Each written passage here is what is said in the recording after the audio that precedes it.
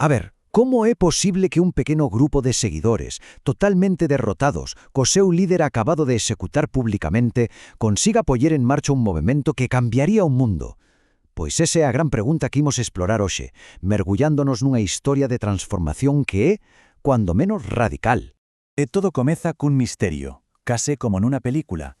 Está todo nesta frase do Evanxelio de Lucas. Os seus ollos non eran quen de recoñecelo. Quen son eles? E sobre todo, que o que non podían ver? Imos descubrilo. Situémonos. Estamos no camiño de Emaús. Vemos a dous discípulos de Xesús que se afastan de Xerusalén uns días despois da crucifixión. Pero ollo, non é unha simple camiñada, non.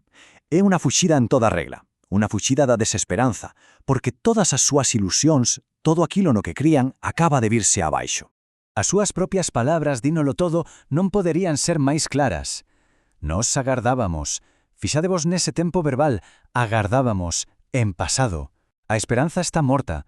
Para eles, a derrota parece absoluta. O soño de liberación rematou. Pero entón, no medio desa desolación, un descoñecido únese a eles no camiño. E este extraño empeza a falarlles, pero non dun xeito calquera.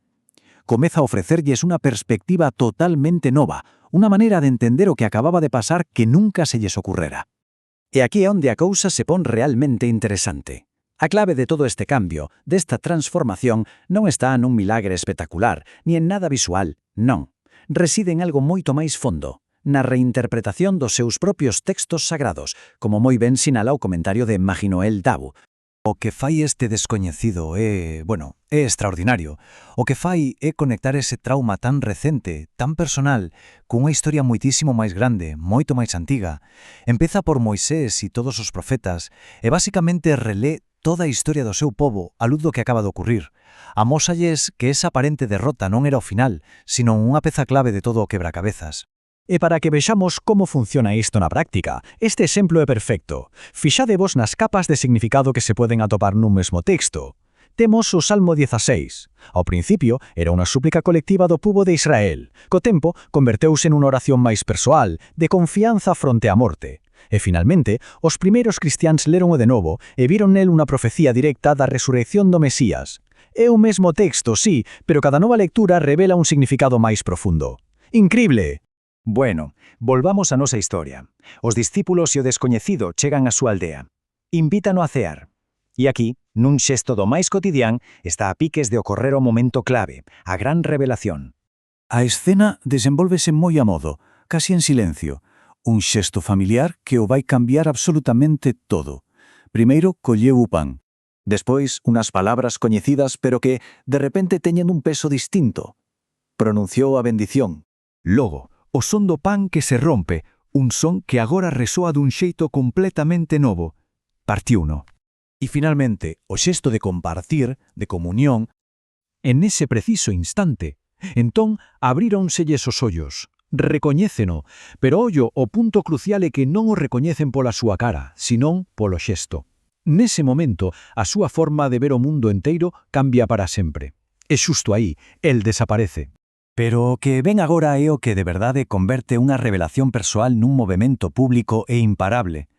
O trauma individual transfórmase nun propósito colectivo. O medo que os tiña paralizados simplemente esfúmase.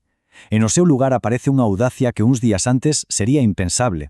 A súa viaxe invértese por completo, literalmente. Imaginade a escena. Estaban a fuxir da dor. E agora, nese mesmo intre, sen pensalo dúas veces, erguéronse e volveron correndo a Xerusalén. Pasan de camiñar desesperados a correr cunha nova misión. E este cambio ilustra o que lle pasou a todo o grupo. Pensemos en Pedro, que é un exemplo perfecto. O mesmo home que, morto de medo, negara a coñecer a Xesús e se agochaba nun carto pechado con chave, de súpeto, atopámolo falando con valentía diante de milleiros de persoas, improvisando discursos e mesmo alegrándose cando o perseguen. É unha reconfiguración total da súa persoa, do medo á convicción máis absoluta. Para entender a fondo este cambio, temos que volver a esa idea de reler a historia, porque esa nova forma de ver as cousas transformou o significado dunha palabra clave para eles, redención. E a segunda lectura da carta de Pedro danos a chave para entender este concepto dunha maneira totalmente nova e liberadora. A ver, aquí está a cuestión fundamental.